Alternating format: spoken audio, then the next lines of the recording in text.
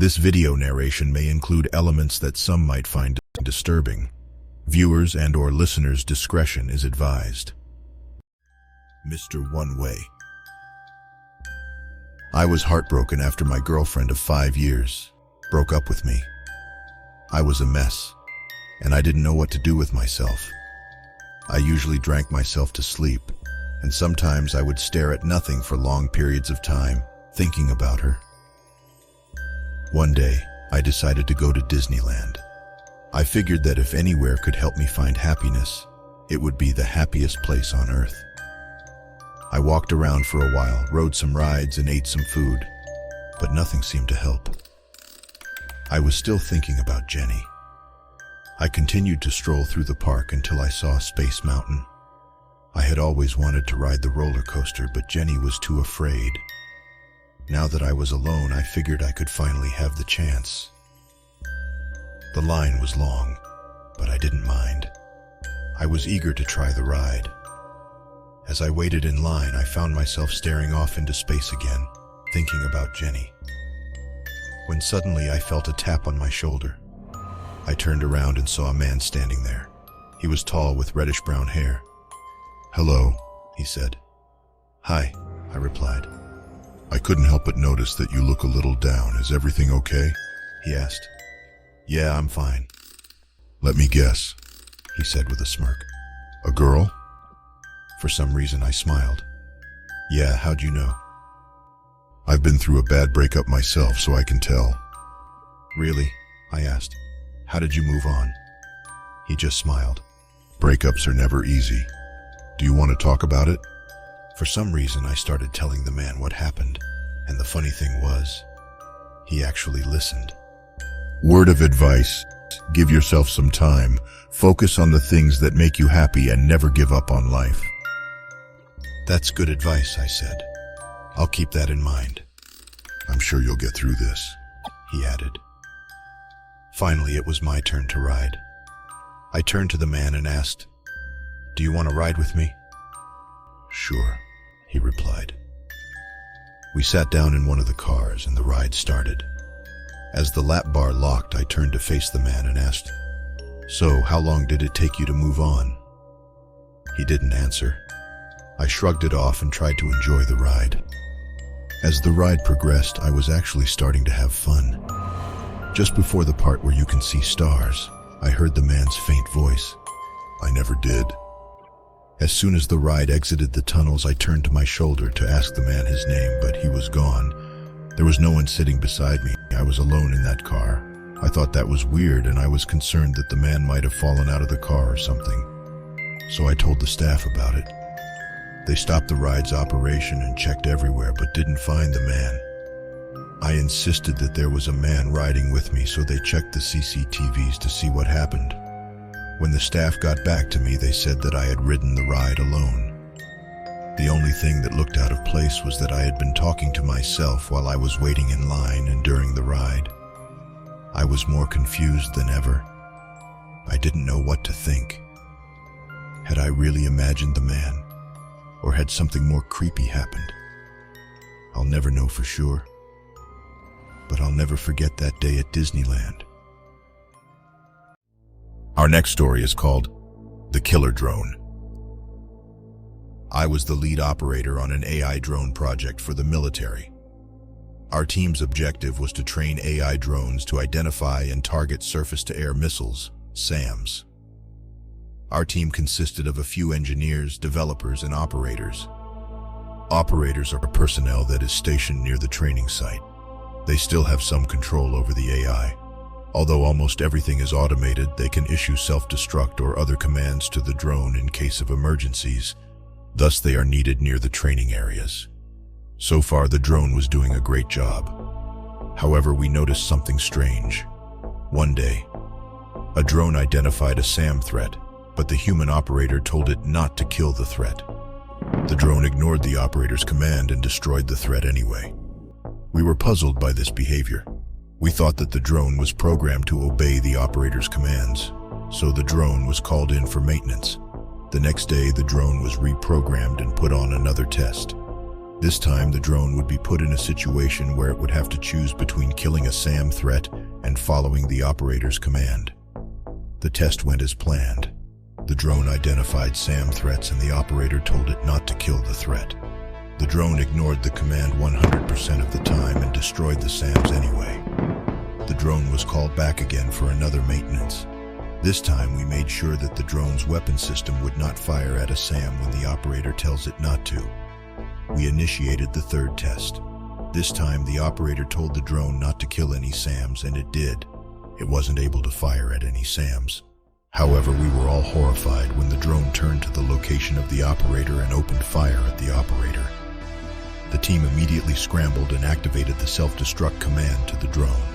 The drone was destroyed and the team rushed to help the operator, but it was too late.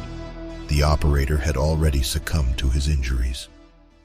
A few days later, during our debriefing, we discussed what happened.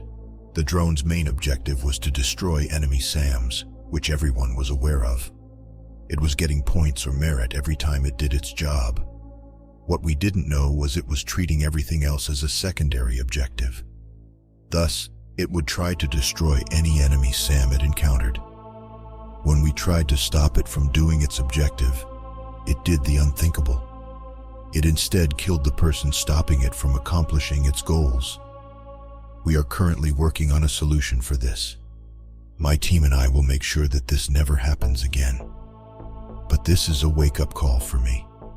If I learned one thing from this, it's that AI is a powerful technology that we don't fully understand yet. We are playing with fire here, and if we're not careful, we'll get burned. Did you like our stories so far? We would be grateful if you could help us out by smashing the like and subscribe buttons. Your support would mean the world to our small channel, and we promise to continuously improve and provide you more contents like this. So thanks in advance, and now let's get on to our next stories. The next story is titled Clarita. My name is Lester, an American Pentecostal pastor and evangelist, and this story I'm about to tell you changed the course of my life forever. And it all started when I went to the Philippines. In the vibrant streets of Manila, there lived a young and enigmatic girl named Clarita Villanueva. Her life had been a tragic tale, filled with mystery and uncertainty. Haunted by the absence of her father, she grew up under the care of her mother, a spiritist and fortune teller. In their humble abode, Clarita witnessed supernatural spectacles unfold as her mother conducted seances, communing with the spirits of the dead and foretelling the future. Little did she know, her mother's talents were nothing more than an elaborate game, a means to deceive unsuspecting individuals and extract money from them. The world of the occult became her twisted reality. At the tender age of 12, tragedy struck once again as Clarita's mother passed away. With no immediate family to provide solace and guidance, she found herself adrift, swept away into the clutches of a perilous world. Falling into the hands of harlots, Clarita was forced into a life of prostitution, her innocence stolen at such a fragile age. The harlots became her teachers, molding her into a skilled seductress and teaching her the art of extracting money from men. As Clarita ventured from her island home to the bustling capital city of Manila, she discovered a refuge in its dark underbelly. Here, amidst the glittering lights and murky shadows, she thrived. The city offered countless opportunities to lure men into her web of deceit. By the time she turned 17, Clarita had become a regular patron of bars and taverns, entwining herself in the hedonistic pleasures of the night, selling herself for harlotry. However, fate took a sharp turn when, one fateful morning at 2 a.m., Clarita made a grave mistake. Unaware of the identity of her client, she propositioned an undercover police officer. Swiftly, the forces of law apprehended her, and she was whisked away to the ancient and foreboding Bilibid prison, the notorious city jail with a history spanning 3 centuries. Little did anyone know that Clarita's arrival would awaken a force of unimaginable terror within the prison walls. 2 days after her incarceration, an unprecedented phenomenon unfolded, gripping Bilibid prison in the clutches of fear. Unseen and unknown alien entities began to attack the young harlot, sinking their fangs deep into her flesh, leaving haunting imprints upon her body. The monstrous apparitions, one large and menacing, the other smaller but no less sinister, tormented her with simultaneous bites on her neck, back, legs, and arms. Blood flowed, mostly beneath her skin, from the grotesque wounds inflicted upon her.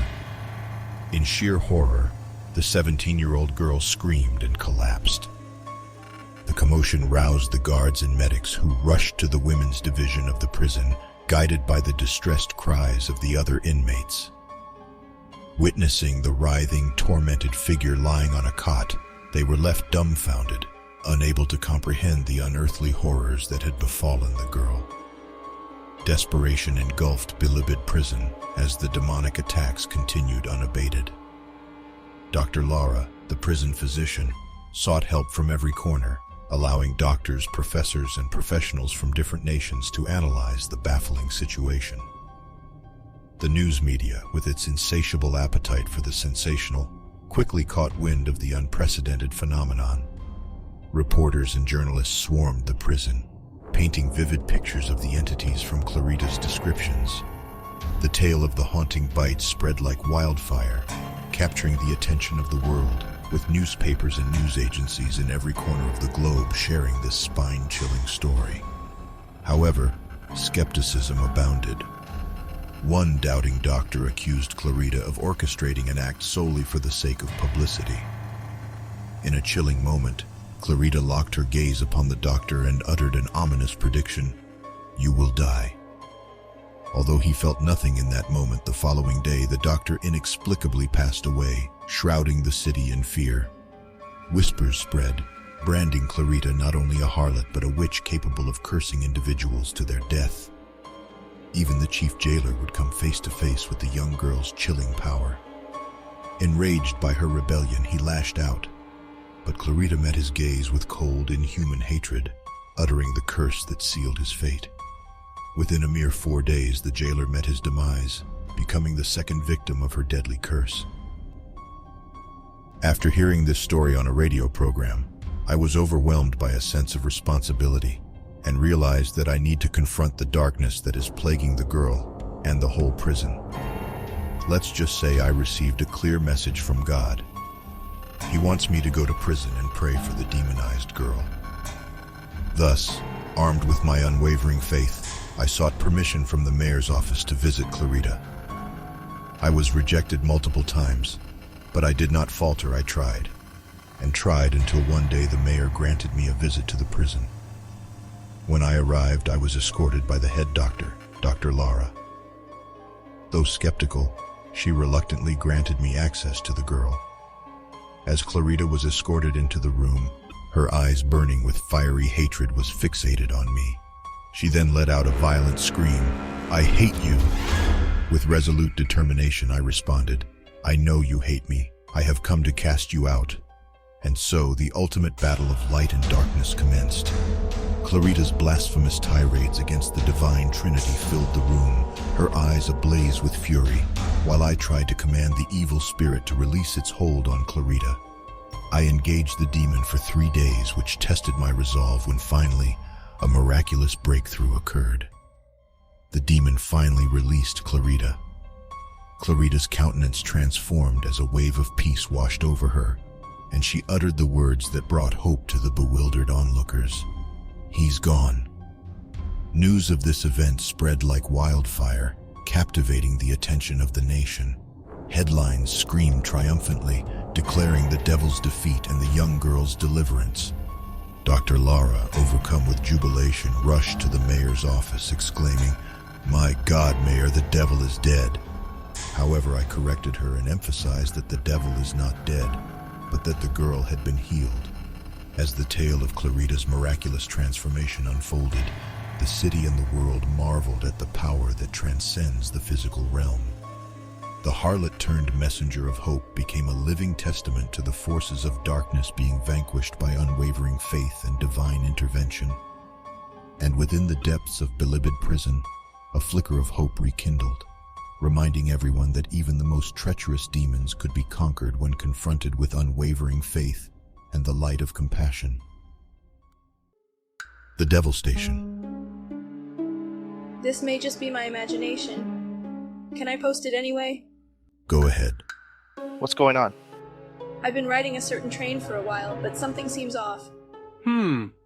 I always take this train to work, but it hasn't stopped at any stations for the past 20 minutes or so. It usually only takes 5 minutes, 7 or 8 at worst. And there are 5 other passengers, but they're all sleeping. Did you take the express train by mistake? Is it a high-speed train? Well, it's possible I may have just missed my stop. I'll wait a little longer. If anything else strange occurs, I might bring it up here. Try going to the car at the end to see the conductor, maybe? It would be really bad if the driver had an epileptic fit or something. Still no sign of stopping, so alright, I'll take a look. There were blinds or something covering the window, so I couldn't see the conductor or the driver.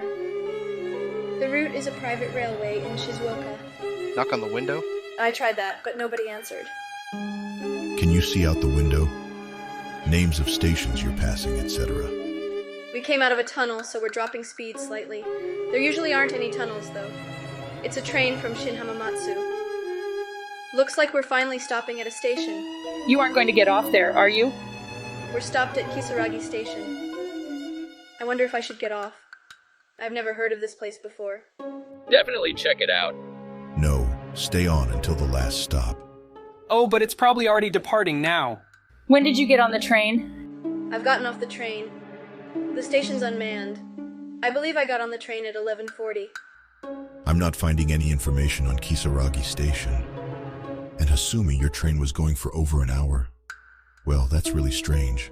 Yeah, I'm not getting any results for Kisaragi Station. I'm looking for a schedule so I can get back, but I can't find one. The train is still stopped, so it'd probably be safest to get back on. Well, it left while I was writing that. Is there anyone nearby or any buildings? It's cold out, so be careful. I'll look for a taxi from the station. Thank you very much. Sounds good. Take care. Way past the last train at an unmanned station. Really questionable if you'll have any luck finding a taxi there. And so Hasumi became an inhabitant of the two-dimensional world. There don't seem to be any taxis anywhere. Call 110. Call the taxi company. If there's a telephone booth nearby, look up the taxi company in the phone book and call them. I called home and asked to be picked up, but neither of my parents seem to know where Kisaragi Station is. They'll look for it on the map so they can come get me, but I'm getting a little scared now. What about the others? Are you the only one who got off the train? I checked online too, and the name Kisaragi Station isn't coming up. Am I wrong in assuming it's around Shin Hamamatsu? I'll check Yahoo. I looked for a public phone, but there's nothing. And no one else got off, so I'm alone now. It's definitely called Kisaragi. Sometimes they have phones outside the station. Looking into it, apparently it's written with the kanji for devil, but it's read Kisaragi. Devil Station? Yikes. Are you a gaming nerd? Because a game comes up if you Google it. Tell us the names of the stations before and after Kisaragi. What do you mean, a game? It doesn't say what the next and previous stations are. Walk back along the track. If you start running now, you might catch up to the train. There must be houses around the station, right? Yes, there are. I didn't quite notice since I was panicking. I'm waiting for my parents to call while walking along the track. I tried checking town information on iMode, but it gave me a point error or something. I want to go home. There's really just nothing around here. All I can see are fields and mountains. But I think I'll be able to make it back if I go down the track, so I'll keep pushing on. Thank you very much. Treat this as a joke if you will, but can I come to you if I encounter any more trouble? Of course, just be careful out there.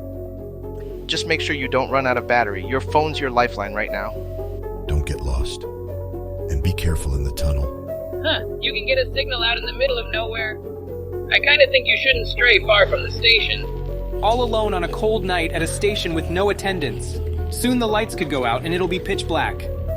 Really might be safest to wait for daybreak at the station, though. Oh geez, this sounds bad. I got a call from my father, and he had many questions but simply couldn't find my location. I've been told to call 110, which I'm a little opposed to doing, but I'll try asking them to help me now.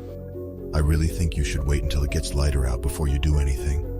Waiting all alone in the dead of night and in some ominous place? Yikes. Going through a tunnel alone in the dead of night and on some ominous train line? Double yikes. I called 110 and tried my absolute best to explain the situation, but they thought it was all a joke and got angry at me. So I got scared and apologized. Apologize for what? You should probably give up for today. Wait for the first train. What's it like around the station? What's there? I hear what sounds like a beating drum mixed with some kind of bell way off in the distance. Honestly, I have no idea what to do at this point. Get back to the station for now, Hasumi. Here's where it gets going. Are they having a festival or what? You might think I'm kidding, but I'm too scared to look behind me. I do want to go back to the station, but I don't dare turn around. Run, and don't look back. You can't go back to the station now. Run through the tunnel. I'm sure you'll find you're not far. Someone behind me yelled, "Hey, don't walk on the track, that's dangerous." I looked around expecting to see an attendant, and saw a one-legged old man, but he vanished. I think I'm too scared to move. I told you not to look back. Run! Calm down and listen to Big Bro, okay? Check out where that drum's coming from. There's bound to be somebody playing it. Where the hell are you planning to take Hasumi? Why'd you know it was an old man if it was just a single leg? I think Hasumi meant an old man who lost one of his legs. Must have been an old man who died and lost a leg after walking along the track. I can't walk or run any further. The drumming sound is getting a little closer. Wait for dawn. It won't be scary in the daylight. I'm glad I stayed on the train. I'm still alive, but I fell and started bleeding, and I broke a heel, so I'm sitting still on the ground. I don't want to die. It should be safe if you leave the tunnel. Once you get out of there, call for help immediately. I called home. Dad's calling the police, but the sound keeps getting closer. I hope to God that's not the sound of a train, but it might be too late. I finally managed to make it to the front of the tunnel. The name says Isanuki. The sound's still getting closer, so I'm going to leave the tunnel. If I'm safe once I get out of the tunnel, I'll post again. Good luck. This is the end. Forget about trains and stations, forget about going back, forget about someone chasing you. The sound you're hearing is just something you imagined. Run out of the tunnel. If you stop, you'll only succumb to something which does not belong in this world. I left the tunnel. There's someone up ahead.